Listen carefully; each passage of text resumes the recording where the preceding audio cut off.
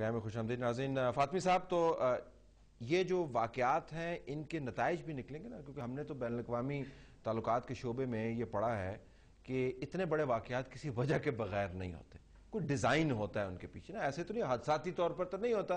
उन्हें सोचा जी यार हमारे पास कोई काम नहीं है तो चले जाके हम अटैक करें।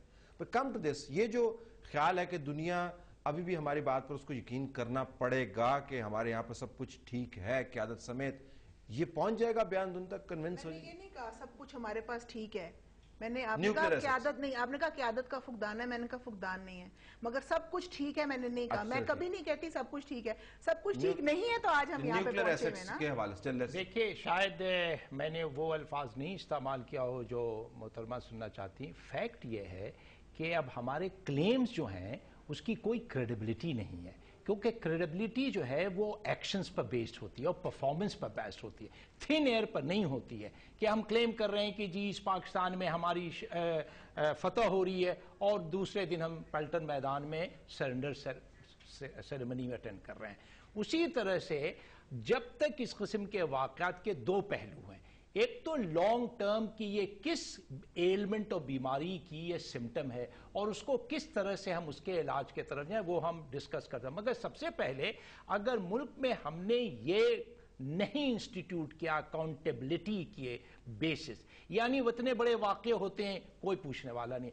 हमने सारी सर्विस में, मैंने इत्तफाक से, मेरा एक सफीर एयर चीफ था और दो मेरे सफीर लेफ्टिनेंट जनरल्स थे, तो हमें तो यह बताया जाता था कि जब भी किसी माइनर को इन्फ्रिंजमेंट होती है, बड़ी माइनर, कि ड्यूटी पर बंदा नहीं है या क्वार्टर गार्ड की टर्न आउट अच्छी नहीं है, तो इमीडिएट एक्शन लिया जाता है। अब हमारे यहाँ एक नया कल्चर पैदा हो गया है कि इतने बड़े वाकयात होते हैं, ना उन पर इंक्वायरी होती है, और इंक्वायरी होती है तो उसके रिजल्ट्स नहीं बताए, ना आज तक जो अंग्रेजी में हेड्स के रोलिंग का हमने है ही नहीं। और जब तक इस किस्म की आपने अकाउंटेबिलिटी नहीं पैदा किया, हर चीज पर अगर हम, हमारे एक पुराने सियासतदान थे जो कहते थे मिट्टी पाओ, तो मिट्टी पाओ अभी भी हैं, वो पुराने नहीं, इनके लिए बड़े नए नए हैं जी, नए नए ज्वाइन किया माशाल्लाह उन्होंने इनको। डॉक्टर साहब जरा ये बताएं, वाकयात का तसलसल आपने पहले भी जिक्र किया था, ये वाकया जो है ये नेवी के ऊपर बिलखसूस हिट है, लेकिन पाकिस्तान की डिफेंस कैपेबिलिटी को मजरू करने का ये लफ्ज आपने इस्तेमाल किया। इससे पहले फिजाइया के हवाले से हमले होते रहे हैं, आर्मी के ऊपर हमले होते रहे हैं, पर्सनल के ऊपर, FC को अटैक किया जाता रहा है, फिर फ्रंटियर कांस्टेबलरी के ऊपर हमला हुआ शबकदर बाजार के अंदर, पुलिस के ऊपर बेशुमार हमले होते रहे हैं, ISI के ऊपर हमले होते रहे हैं, MIA GHQ, वो MI को सिक्योर करना था वो नहीं कर पाए, FIA के ऊपर हमले होते रहे हैं, पब्लिक डिमोरलाइज्ड है, ये सारा का सारा वॉरफेयर सिनारियो है। तो कहीं ये तो नहीं है कि किसी और तरीके से वॉरफेयर हो रही है और हम समझने से ही कहा सर, हमारी नजर में अभी भी जंग क्या है, जहाज आएगा अटैक करेगा, टैंक आएगा अटैक करेगा, गोला जब तक नहीं करे हमारे ख्याल में हम जंग में नहीं है। तो ये तो किसी और तरीके से जंग है, खतरनाक है, लेकिन ये किसी और तरीके से। देखिए, ये एक तीसरा फ्रंट आपके खिलाफ खोला जा रहा है जो कि एक systematic sabotage, internal subversion, acts of terrorism, targeting your security forces, और फिर उस तरीके से लोगों को डिमोरलाइज किया जाए और एक ऐसा माहौल बनाया जाए कि ऐसा लगे कि आप एक अनस्टेबल, इनसिक्योर और अनवायबल स्टेट हैं जो कि किसी तरीके से अपने आप को संभाल नहीं रही है। इस परसेप्शन को काउंटर करने के लिए मैं समझता हूं कि हमें एक इफेक्टिव क्राइसिस मैनेजमेंट जो है वो हमें करनी पड़ेगी। हम ये नहीं कह रहे कि हुकूमत विजिबल है या नहीं है, लेकिन ये देखना पड़ेगा कि जब कोई वाकया हो जाता है तो आप उसके कॉन्सिक्वेंसेस की मैनेजमेंट किस तरीके से करते हैं। मैं तो बल्कि एक स्टेप और जाऊंगा, मैं तो कहूंगा जी कि, और मैंने बारहा ये कहा है कि हमें एक वर्स्ट केस सिनेरियो करना चाहिए। हमने जो अपना दिफाई निजाम बनाया हुआ है उसको हमें डिजाइन बेस्ड थ्रेट सिस्टम के हवाले से इवैल्यूएट करना चाहिए कि ये हमने एक निजाम बनाया है, what is it that can go wrong, what can throw it off gear. ये चीज हम कभी नहीं करते हैं। जब तक हम ये नहीं करेंगे इस मुश्किल हालात से हमारा जो था निकलना बड़ा मुश्किल हो जाएगा। आप और आपका भी एक्सपोजर होगा फातिमा साहब, आपका भी, तो ये इतने बड़े बड़े जो इदारे बने हुए हैं जहां पर ये प्रेजेंटेशंस हो रही होती हैं और इतने बड़े बड़े हॉल के अंदर लोग बैठे होते हैं, कभी इधर से एरो दिखा रहे होते हैं, कभी इधर से एरो दिखा रहे होते हैं, ये क्या करते रहते हैं? मेरा ख्याल है आई कुड नेवर अंडरस्टैंड। जी देखिए, एक जो पुराना तस्वर था ना सिक्योरिटी का, जिसको 3Gs का तस्वर कहते हैं। आपके पास गेट्स होने चाहिए, आपके पास गन्स होनी चाहिए और आपके पास गार्ड्स होने चाहिए। मेरा ख्याल है कि वो तस्वर अब मतरूक हो चुका है।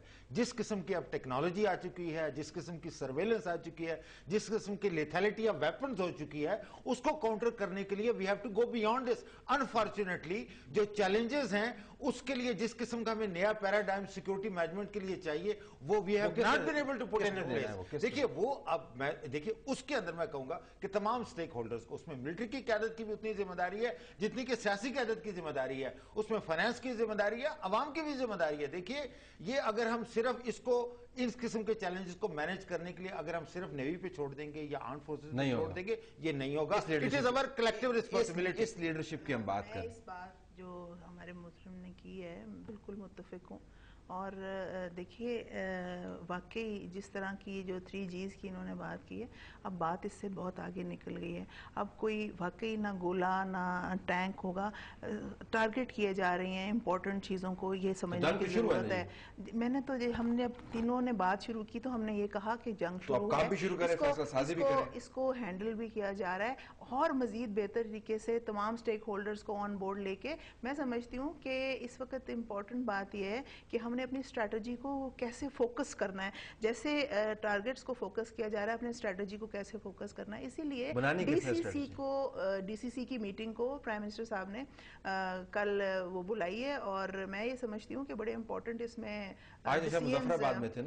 डिसीजन इसमें लिए जाएंगे।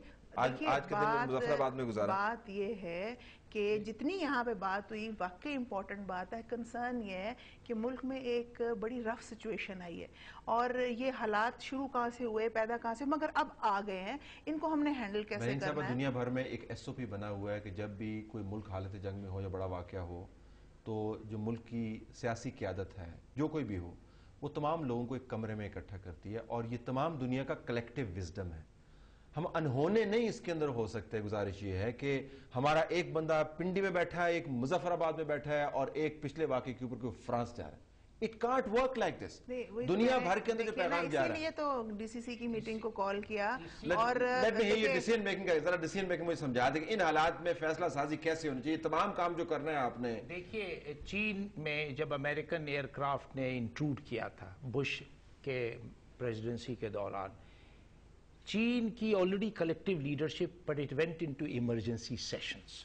और बाद में सर मैं जरा बता दूं कि वो P3 और आइंस थे जिनका कोलिजन हुआ था। अच्छा सुन लीजिए, इसी तरह से अमेरिका में भी 9/11 का एक मेजर फियास्को फेलियर हुआ, मगर इमीडिएटली आफ्टर दैट पूरी लीडरशिप जो है वो बेसमेंट में ले जाई गई and it was round the clock, उसमें कोई ब्रेक नहीं हुआ। मैं आपको बताऊं जब इंडिया ने टेस्ट किया तो एक टास्क फोर्स जो फॉरेन ऑफिस में बना, उसमें डिफेंस के लोग आए, ISI, वो 24 आवर्स मैनिंग करते, तो 24 आवर्स कोई छुट्टी ब्रेकफास्ट वगैरह कुछ नहीं। अब उस किस्म की एक लीडरशिप की जरूरत थी कि प्रेसिडेंट प्राइम मिनिस्टर जो है इस नेशन को पहली बात तो है अश्योरेंस देते, फिर कंफर्ट देते और फाइनली अश्योरेंस देते कि we are on the ball, we have the situation under control.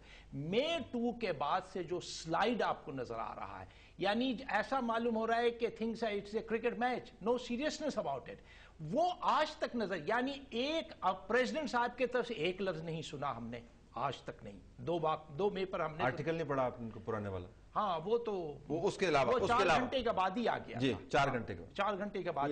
Very good writer. अच्छा, तो उस किस्म की तो आर्मी नेवी एयरफोर्स तो खुद अपने करेंगे प्रोफेशनल बेसिस पर, मगर अवाम को मोटिवेट करने के लिए पॉलिटिकल लीडरशिप ही कर सकती है ना, वो प्रोफेशनल्स तो नहीं करेंगे।